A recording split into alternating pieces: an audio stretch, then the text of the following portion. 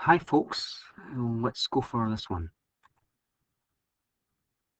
Oh, I did change the subject, so if you're not, go back and look at it. So, we're taking this.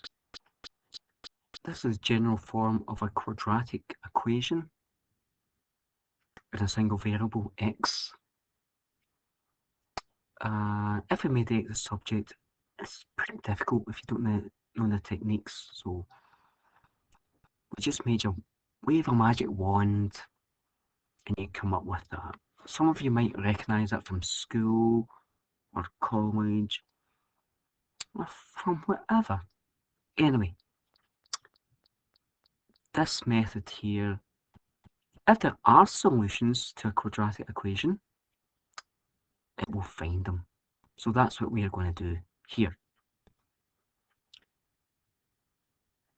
So this thing here, the rearrangement is known as the quadratic formula. It only depends on three things.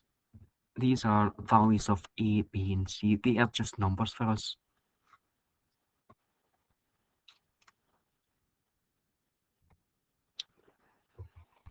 I might as well dive straight in here. And see how people annoy you. Right, so we're going to dive straight in here and go for this one. So what we need are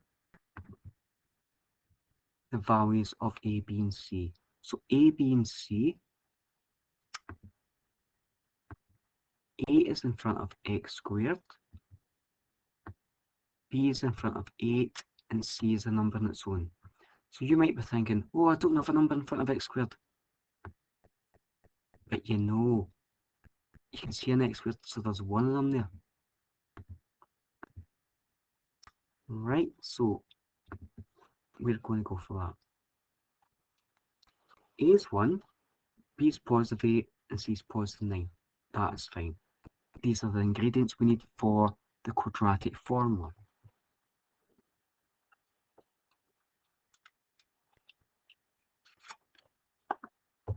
What I like to do is remove all the letters and put little brackets in to accept my numbers.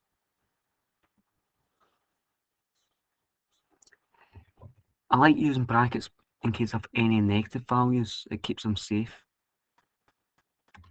So, numbers in and start calculating. But I want to show you this. How did I get 28? So what let's see, is this going to work? Let's see if this works. So it's this part here. Can you just type that in your calculator? With the brackets, you don't need any multiplies. Type it in exactly like that. Open bracket 8, close bracket square. Take away 4, open bracket 1, close bracket, open bracket 9, close bracket, hit equals. And you should get 28. Don't use the square root. Okay. Don't use that. So we should be okay with that. So hopefully that gave you that. And look how that is compacted. It's got really, really small. So it's just -8 plus or minus. Okay, the plus or minus is just inbuilt. At this stage, you don't need to worry about why you have a positive or negative square root. Right. That was spoken about in class, if you were listening. Anyway, let's take this and let's see how we can deal with this last line. So it's -8 plus or minus. Right, so we need to deal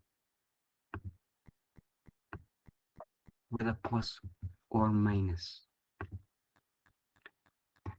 That's exactly what we're going to do here. So there's two roots here. We're going to go down. So -8 take away root 28 all over 2, or -8 add 28 all over 2. I would, if I was to take that in a calculator, I'd probably use brackets, but I don't know what kind of calculator you've got. Sorry folks, for people, I can't turn off the notifications, but we'll just minimize them as and when they appear. So type it in your calculator, or I would do the top line first. So I could go back. Oh, sorry, lost my plot, lost the plot there. Let's go back, Tommy. Right. So what you could do is just type in the top lines, get an answer, and then once you've got an answer, then divide by 2. Okay, for these. That might be a safer option, or like I'm saying here, I use brackets. I like brackets are for safety. And see what the calculator gives. So for the first answer on the left, we don't know how many decimal places to go to. I'm just using 2 for some reason, and the one on the right, I'm using that. So I am fine with that. So quadratic formula, if you can't factorise, well, in this course we're not using factorisation in this unit, so you know you need to use the quadratic formula if you're confronted with a quadratic equation.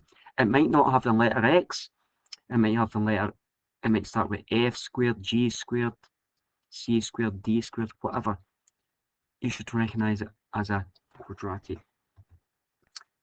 So that one, decimal answers. Let's go for this one. A, B, and C, number in front of x squared. Well, I can see an x squared, it must be 1. Number in front of B is a negative. That's important here. Get the negative 5 down. And the constant number without any x's, it's positive 6. Get that down. Okay. Quadratic formula. Brackets in place of the letters. Numbers in. Okay. Let's start simplifying. And just like I did earlier, forget about the square root. Forget about that. It's this part here. That's what we want to calculate. That's the way you want to put it into your calculator. As long as we get the same result, that's fine. So put that in, and hopefully, what's that going to be? So remember, when you square a negative, that negative 5 squared is going to be positive always, unless it's 0. It's going to be positive. That's going to be 25, take away 4 times 1 times 6. So 25 take away 24 is 1. That's what we should end up with here. We should end up with 1 under the square root. I do. Okay. And can you square root 1? I think you can. Square root of 1 is positive or negative 1. That's why we still have the positive or negative.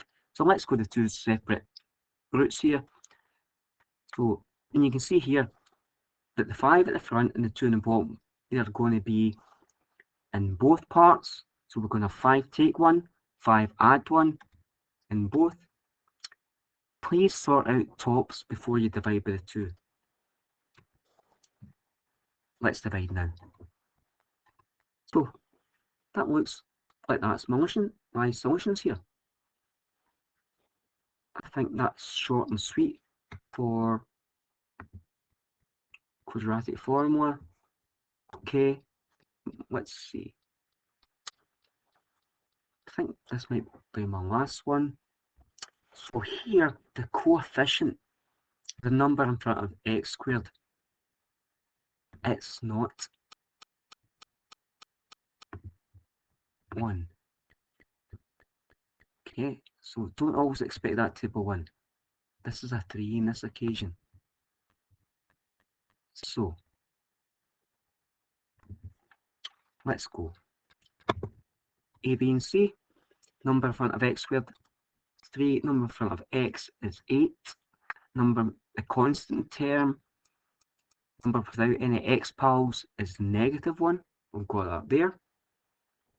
So, quadratic formula, get rid of the letters, numbers in. Okay, and again, sort out the contents of, you know what I'm going to do here. you know I'm going to highlight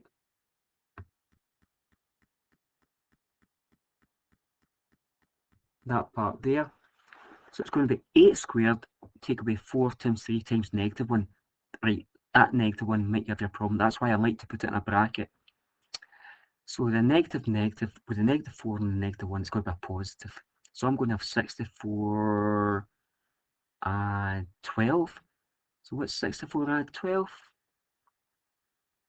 Come on.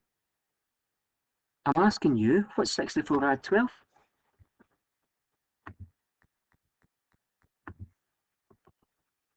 And the 2 times 3 in the bottom? Yes, it's that there. So always sort out with what is under the square root. Sort that out in one go. We are never going to end up with negatives on our course. Never. Maybe at a higher level course you'll end up with negatives, and then they'll give you different techniques to deal with it. We won't need that. Okay, let's take this here, take it to a new page, and you know what we're going to do. We're going to separate it. Sometimes people actually do decimalize. They'll take the square root of 76, and like I said, they'll decimalize it. I'm just going to keep it, and I'll let the calculator deal with it. So -8, take away root 76 over 6. I'm going to do it in one go. Same with the one on the right. For some reason, I'm going for 2 decimal places. That's fine. -2.79 could be -2.8. Other one, -0.1 or sorry, 0.1 or 0.12 or 0.1. That's fine. I think I'm going to leave it there. Right. That's a definite. I'm going to leave it there because I can see I've run out of pages. So, using the quadratic formula to solve quadratic equations should be pretty straightforward as long as you use the little brackets. Beware of the negatives. So I'm going to, let's have a wee look. Well, that's a quite short and sweet one. Tommy boy. Good. Oh. And it should have been short and sweet in the class. Maybe sweet is too strong a word. Short and sweating or rotten. Let's see. Let me close this down.